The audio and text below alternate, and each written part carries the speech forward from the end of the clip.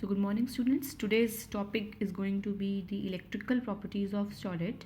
कल तक हमने बात करी थी defects of solid की. Now we are going to study two types of properties of solid, which is electrical properties and then magnetic properties of solid. ठीक है, आप बचपन से ही पढ़ते आ रहे हो कि सॉलिड्स जो है इलेक्ट्रिसिटी कंडक्ट करते हैं, कॉपर है, आयरन है, ठीक है, मेटल्स इलेक्ट्रिसिटी कंडक्ट करते हैं, यू नो इट ऑलरेडी. तो इसको आप 3 कैटेगरीज में डिवाइड करते हैं, ये भी आप जानते हैं पहले से ही, conductors, insulators and semiconductors. ठीक है, जो कंडक्टिविटी होगी वो 3 कैटेगरीज में हम बांटेंगे, conductors, insulators and semi conductors. आप ऑलरेडी जानते हो कि कंडक्टर्स वो होते हैं जो गुड कंडक्टर ऑफ जो इलेक्ट्रिसिटी को अच्छे से कंडक्ट होने देते हैं अपने में से. इंसुलेटर्स वो होते हैं जो इलेक्ट्रिसिटी को अपने में से पास होने नहीं देते बिल्कुल भी. Whereas सेमीकंडक्टर्स वो होते हैं जिनका जो कंडक्टेंस होता है, फ्लो ऑफ करंट होता है, वो इंटरमीडिएट होता है between the conductors and insulators. तो उसी की हम बात कर रहे हैं. बस यहाँ पर हमने यहाँ पे जो लिखा हुआ है, मैंने जो वैल्यूज़ लिखी हैं एक कंडक्टिविटी की लिखी हैं. ठीक है, तो we are reading it in the terms of conductivity. How much electricity can be passed. जैसे अब बोलोगे व्हाट इज़ कंडक्टिविटी, तो आपने क्लास 10 में पढ़ा होगा एक formula resistance R is equal to rho L by A, जहाँ पे R था आपका resistance. Resistance flow of current को होल्ड करना होता है, उसको रोकना होता है, हिंडर करना होता है. तो रेजिस्टेंस के उल्टा होता है कंडक्टेंस. ठीक है, फिर आपने पढ़ा था रो को आपने क्या बोला था, रेजिस्टिविटी बोला था. Resistivity is equal to resistance per unit length and per unit area. तो रेजिस्टिविटी के उल्टा जो होती है वैल्यू वो होती है कंडक्टिविटी. तो बेसिकली कंडक्टेंस या फिर कंडक्टिविटी जो है it is going to tell you about how readily the solid is allowing the current to flow through it. Fine. तो कंडक्टर्स, अब देखो यूनिट क्या हो जाएंगे. अब ये रेजिस्टिविटी जो है कंडक्टिविटी के ऑपोजिट है. ठीक है, तो मैं R into A upon L क्या हो गया, रेजिस्टिविटी हो गई. तो कंडक्टिविटी मैं बोल रही हूँ कि इसके ऑपोजिट है. तो ऑपोजिट है तो मतलब कंडक्टिविटी को आप रिप्रेजेंट करते हैं K से, कापा. इसके बारे में हम पढ़ेंगे नेक्स्ट आपका जो चैप्टर है इलेक्ट्रोकेमिस्ट्री, उसके अंदर आप इसको पढ़ने वाले हैं. फिलहाल तो ये उल्टा हो जाएगा पूरा, ये हो जाएगा L ऊपर, R इंटू A नीचे. ठीक है, तो R के यूनिट, रेजिस्टेंस के यूनिट ओम्स होते हैं. ठीक है, इसका यूनिट मीटर होता है, एरिया का यूनिट मीटर स्क्वायर होता है. तो मीटर और मीटर स्क्वायर कैंसिल, तो कापा यानी कि ये जो कंडक्टिविटी है, कंडक्टिविटी के यूनिट हो गए पर ओम. ओम्स ऊपर आएगा, पर ओम पर मीटर. ठीक है, तो हमने यहाँ पे बस वही लिखा है कि कंडक्टर्स वो सॉलिड्स होंगे जिनकी कंडक्टिविटी की वैल्यूज 10⁴ से 10⁷ पर ओम पर मीटर तक मिली है. ठीक है, सिमिलरली मतलब ये बहुत हाई वैल्यूज़ हैं, आप देख रहे हैं बहुत हाई रेंज में है. वेयर एज इंसुलेटर्स वो हैं जो बहुत ही लो कंडक्टिविटी शो करते हैं, 10⁻20, 10⁻10, इट्स ऑलमोस्ट नेग्लिजिबल. ठीक है, अब कंडक्टर्स वो सॉलिड हैं, सेमीकंडक्टर्स वो सॉलिड हैं जिनकी जो वैल्यूज़ हैं कंडक्टिविटी की वो दोनों के इंटरमीडिएट हैं. जैसे कि 10⁻6 से 10⁴ तक हमको यहाँ पे सॉलिड्स अवेलेबल हैं. ठीक, तो कंडक्टर्स के एग्जाम्पल कौन है, हाई कंडक्टिविटी कौन शो करते हैं, मेटल शो करते हैं, आप जानते हो. और सम ऑफ द इलेक्ट्रोलाइट शो करते हैं, जैसे कि NaCl को वाटर में डाला तो वो इलेक्ट्रोलाइट बन जाता है. तो मैं ये कह सकती हूँ कि कंडक्टर्स जो है वो हम 2 कैटेगरीज में बांट देते हैं. कौन सी 2 कैटेगरीज हैं, एक मेटल्स हैं, ठीक है, और दूसरे हैं आपके इलेक्ट्रोलाइट्स. ओके, तो conductors can be classified into 2 categories, metals and electrolytes. दोनों की ही कंडक्टिविटी जो होती है हाई होती है. मेटल्स जैसे कि कॉपर, एल्यूमिनियम, सिल्वर, ये सब मेटल्स हैं. तो metals they can conduct electron in solid form. ठीक है, क्यों कंडक्ट करते हैं, because they have free valence electrons, इसलिए सॉलिड फॉर्म में भी कंडक्ट कर सकते हैं. इलेक्ट्रॉन के फ्लो से इनमें कंडक्टिविटी होती है, सॉलिड में और मोल्टन में, दोनों में कर सकते हैं. वेराज जो इलेक्ट्रोलाइट्स की तरह बिहेव करते हैं, जैसे NaCl है, तो वो प्योर फॉर्म में, सॉलिड फॉर्म में इलेक्ट्रिसिटी को कंडक्ट नहीं करता. अगर करता भी है तो वो वैल्यू एकदम नेग्लिजिबल होती है. Just a minute, I need to silent my phone. Yes तो करता भी है, तो उसकी जो वैल्यू होती है वो एकदम कैसी होती है, नेग्लिजिबल होती है। मतलब होती भी किस वजह से, मतलब मैं अगर बोलती हूँ आपको कि NaCl सॉलिड इलेक्ट्रिसिटी कंडक्ट करता है, आज तक तो आपने ये फैक्टर सुना ही नहीं है कि सॉलिड फॉर्म में भी ये इलेक्ट्रिसिटी कंडक्ट करते हैं, कर सकते हैं। अभी अभी हमने पहले पढ़ा डिफेक्ट्स होते हैं इनके अंदर। तो जब डिफेक्ट जैसे NaCl है, it shows Frenkel defect, right. तो फ्रैंकल डिफेक्ट होने की वजह से उसमें जो कहीं कहीं जो वैकेंसीज जो क्रिएट होती है, डिसलोकेशन होती है, अपनी साइड से डिस्प्लेस होता है, तो उस साइड को ऑक्यूपाई करने के लिए आयन अगर मूव करने लग जाता है समहाउ, तो बहुत आप ऐसे बोल सकते हो बहुत नेग्लिजिबल अमाउंट की इलेक्ट्रिसिटी वो जो है उसकी वजह से कंडक्ट करता है, जिसको हम काउंट नहीं करते, वो इंसुलेटर्स की ही कैटेगरी में रहता है। ठीक है, तो electrolytes they will conduct electricity in solid form, no, they will conduct electricity in either molten form जिसमें आयन्स जो है फ्री हो जाएं घूमने के लिए, और in form of aqueous, water में डाल दोगे तो इलेक्ट्रिसिटी कंडक्ट करेगा। तो मेटल्स में कंडक्शन ऑफ इलेक्ट्रिसिटी है due to the presence of free electrons, whereas electrolytes में कंडक्शन ऑफ इलेक्ट्रिसिटी है due to the presence of free ions. Insulators electricity conduct करते ही नहीं है। ठीक है, एग्जाम्पल क्या है, पेपर है, वुड है, प्लास्टिक है। ठीक, सेमीकंडक्टर्स जो होते हैं उनकी वैल्यूज इंटरमीडिएट होती हैं। सम ऑफ द प्योर एलिमेंट्स जैसे कि जर्मेनियम, सिलिकॉन, इनकी जो वैल्यूज़ है वो 10⁻⁶ से 10⁴ के बीच में मिलती है। ठीक है, तो अब जो प्योर जो एलिमेंट्स हैं जो इलेक्ट्रिसिटी कंडक्ट करते हैं उन्हें कहा जाता है इंट्रिंसिक सेमीकंडक्टर्स। क्या कहा जाता है उनको, इंट्रिंसिक सेमी कंडक्टर्स कहा जाता है। हम इसकी अभी बात करेंगे। ठीक है, फिलहाल हम आगे बढ़ते हैं आपको थोड़ा सा इलेक्ट्रिकल प्रॉपर्टी समझाने के लिए कि अगर if the conductors are able to conduct electricity and then insulators and semiconductors are not able to conduct electricity, what is the reason between them. तो इसको समझाने के लिए एक थ्योरी जो है बनाई गई है और उस थ्योरी का कहा गया है band theory.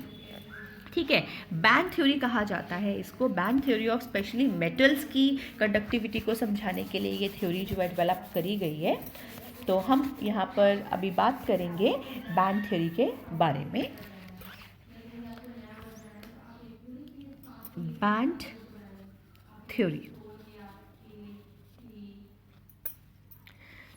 According to this theory जो भी मेटल्स इलेक्ट्रिसिटी कंडक्ट करते हैं उनके जो एटॉमिक ऑर्बिटल्स होते हैं वो आपस में, एटॉमिक ऑर्बिटल मतलब जैसे इलेक्ट्रॉन फिल कर रही हूँ मैं 1s2 2s2 2p1, तो लास्ट का जो ऑर्बिटल है उनके जो एटॉमिक ऑर्बिटल होते हैं वो ऑर्बिटल्स ओवरलैप होते हैं, मतलब वो इतने पास पास होते हैं, metals they are tightly packed, उनके वो एटम्स के ऑर्बिटल इतने पास पास होते हैं कि वो आपस में ओवरलैप रहते हैं। जैसे मान लो मेरा कोई एलिमेंट है लिथियम, लिथियम की पैकिंग है, वो इतनी आसपास पैकिंग होगी कि उसके जो एटॉमिक ऑर्बिटल्स हैं वो ओवरलैप होंगे और उनको कहा जाता है मॉलिक्यूलर ऑर्बिटल्स। क्या कहा जाता है उनको, मॉलिक्यूलर ऑर्बिटल्स कहा जाता है।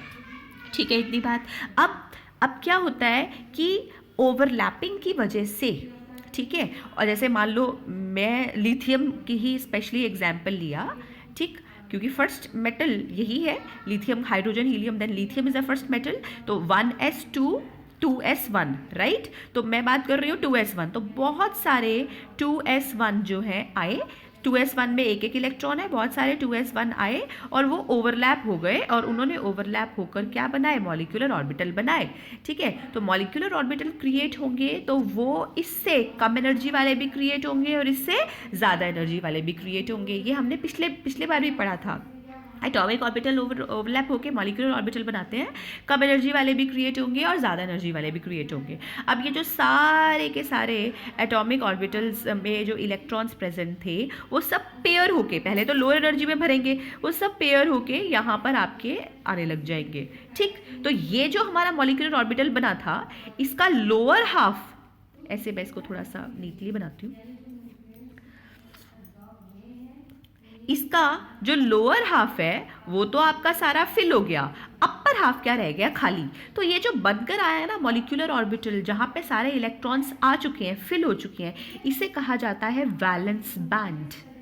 इसे बोला जाता है वैलेंस बैंड। तो ये जो इसका लोअर हाफ है ये तो फिल्ड वैलेंस बैंड है, वेयर एज अपर हाफ जो है वो कैसा है, एम्प्टी वैलेंस बैंड है। तो सराउंडिंग से जितनी भी एनर्जी मिलती है उसी एनर्जी को एब्जॉर्ब करके ये जो इलेक्ट्रॉन्स हैं लोअर हाफ से हायर हाफ में जाने लग जाते हैं। तो बेसिकली इलेक्ट्रॉन्स मूव कर रहे हैं, इलेक्ट्रॉन्स का फ्लो हो रहा है, तो इलेक्ट्रिसिटी तो अपने आप ही कंडक्ट होगी ही। तो this is how metals they are able to conduct electricity. वो क्या करते हैं, वो आपस में ओवरलैप हो जाते हैं, उनके एटॉमिक ऑर्बिटल्स ओवरलैप होने के बाद वो क्या बनाते हैं, मॉलिक्यूलर ऑर्बिटल बनाते हैं। मॉलिक्यूलर ऑर्बिटल जो बनकर आता है उसे कहा जाता है वैलेंस बैंड, ठीक है। और अगर जैसे इस पे लिथियम के केस में सारा नीचे आ गया और ऊपर वाला हाफ जो है वो एम्प्टी रह गया, तो लोअर हाफ से हायर हाफ में इलेक्ट्रॉन्स जो है जाएंगे, फ्लो होंगे और इलेक्ट्रिसिटी का कंडक्शन होगा, ठीक है। इसी बात को मैं एक सेकेंड एग्जाम्पल लेती हूँ। यहाँ पे मैंने जैसे लिया बेरिलियम, लिथियम के बाद बेरिलियम है, राइट, 1s2 2s2। बेरिलियम के केस में ऑलरेडी s ऑर्बिटल में दो दो इलेक्ट्रॉन है, मतलब ये सारे पहले से ही पेयर है, राइट। तो जब इसका वैलेंस बैंड बनकर आएगा वो एम्प्टी नहीं होगा, वो ऊपर हाफ वाला भी जो है सारा का सारा फिल हो जाएगा, क्योंकि इसके इलेक्ट्रॉन सारे पेयर थे, जगह ही नहीं थी। यहाँ तो लिथियम के केस में क्या हुआ था, पहले हाफ फिल्ड थे तो वो सारे नीचे फिल्ड हो गए, ऊपर वाला हाफ खाली होगा। यहाँ पहले ही पूरा फिल्ड ऑर्बिटल है 2s2 है, तो नीचे वाले हाफ में और ऊपर वाले हाफ में दोनों में इलेक्ट्रॉन्स जो है कंप्लीटली फिल हो जाएंगे, अंडरस्टूड। तो इसका valence band it's not filled, तो क्या होगा, क्या इलेक्ट्रॉन लोअर हाफ से हायर हाफ में जाएंगे, नहीं वहां पे वेकेंट ऑर्बिटल है ही नहीं। तो क्या होगा, तो इसको रेस्क्यू करने के लिए 2s के बाद एम्प्टी ऑर्बिटल कौन सा प्रेजेंट है, 2p।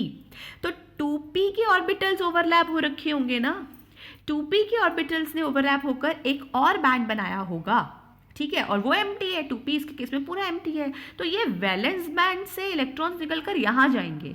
अब इसको कहा जाता है कंडक्शन बैंड। क्या कहा जाता है इसको, कंडक्शन बैंड। तो यानी हमारे पास दो तरह के ओवरलैपिंग से ऑर्बिटल्स बनते हैं, एक को नाम दिया गया है वैलेंस बैंड और एक को नाम दिया गया है कंडक्शन बैंड। वैलेंस बैंड उसके लिए है जिसमें इलेक्ट्रॉन्स प्रेजेंट है, मतलब जो लोअर एनर्जी वाला ऑर्बिटल था। अगर लोअर एनर्जी वाला ऑर्बिटल आपस में ओवरलैप होता है तो जो नया सेट ऑफ ऑर्बिटल क्रिएट होगा वो होगा वैलेंस बैंड, और अगर हायर एनर्जी वाला ऑर्बिटल ओवरलैप होगा तो उससे जो क्रिएट होगा उसे कहा जाएगा कंडक्शन बैंड। तो यहाँ पर बेरिलियम के केस में जो इलेक्ट्रॉन्स हैं they will be moving from valence band to conduction band. Are you following? तो 2p के ओवरलैप होने से हमको मिला कंडक्शन बैंड, हायर एनर्जी वाले से मिला कंडक्शन बैंड, लोअर वाले से मिला वैलेंस बैंड। अब ये सब समझने के बाद जब आप अपनी एनसीईआरटी को देखोगे, देखो हम एनसीईआरटी के लास्ट के जो 2-3 पेजेस हैं अब उनको कवर कर रहे हैं, चैप्टर हो चुका है, we are just covering the last 2-3 pages of your NCERT. तो अब जब आप एनसीईआरटी को देखोगे तो एनसीईआरटी ने एक बड़ा प्यारा सा एक डायग्राम बनाया हुआ है इस तरह से। मेटल्स के केस में ये ऐसा कुछ बनाया है और इंसुलेटर्स के केस में कुछ ऐसा बनाया है, यहाँ गैप थोड़ा ज़्यादा दिखाया है, और सेमीकंडक्टर्स के केस में गैप थोड़ा कम दिखाया हुआ है। आप देख सकते हैं ऐसा डायग्राम है। तो मेटल्स के केस में क्या होता है, मोस्टली मेटल्स या फिर इलेक्ट्रोलाइट्स जो है सॉलिड, उनके केस में क्या होता है कि या तो ये ओवरलैपिंग होते हैं, मतलब ये नीचे वाला जो बैंड है वो वैलेंस बैंड है और ऊपर वाला बैंड है जो कंडक्शन बैंड है। कंडक्शन बैंड और वैलेंस बैंड क्या हो रहे होते हैं, उनके ओवरलैप हो रहे होते हैं, या वैलेंस बैंड से ही वैलेंस बैंड में इलेक्ट्रॉन्स फ्लो हो रहे होते हैं। तो यहाँ एनर्जी का गैप इतना कम होता है कि वैलेंस बैंड से कंडक्शन बैंड में इलेक्ट्रॉन्स का जाना फ्लो बहुत ही आसान होता है। तो ये इलेक्ट्रिसिटी कंडक्ट करते हैं, मेटल्स इलेक्ट्रिसिटी कंडक्ट करते हैं। Whereas in the case of insulators, the energy gap is prohibited. The energy gap between the valence band and conduction band is so high that it cannot be covered by electrons, so they are not known to show any electrical conductivity. Whereas in the case of semiconductors, you have small amount of gap which can be covered by applying some amount of temperature. थोड़ी सी आप energy दोगे, खुद से भी ये cover कर लेते हैं एटमॉस्फेयर से एनर्जी लेके, और if externally we apply temperature to this, then this gap could be easily covered. तो ये slight conductivities, मतलब the electrical conductivities between those of metals and insulators show करते हैं semiconductors. Are you following? So this was your band theory of metals to explain the conductivity of electrons. Yeah, electrical conductivity. So now bus we'll be studying about the effect of temperature on conductivity.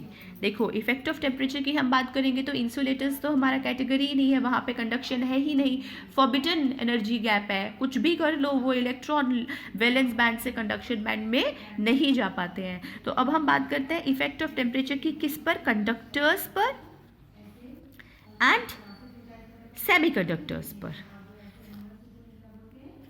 तो इन the case of conductors when you raise the temperature, see conductors की जो electrical conductivity होती है, मतलब flow of electrons होता है, वो already high होता है. व्हेन टेम्परेचर इज रेज ना, तो जो मेटल आयन है ना, मेटल का इलेक्ट्रॉन लूज होकर फ्लो हो रहा है, तो जो मेटल आयन जो पॉजिटिव पार्ट है वो भी वाइब्रेट करना शो कर देता है, वाइब्रेशन एनर्जी बढ़ जाती है उसकी.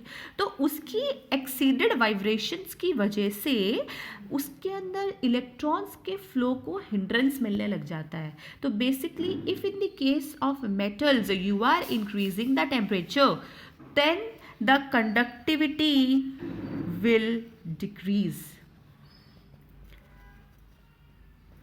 समझ रहे हो?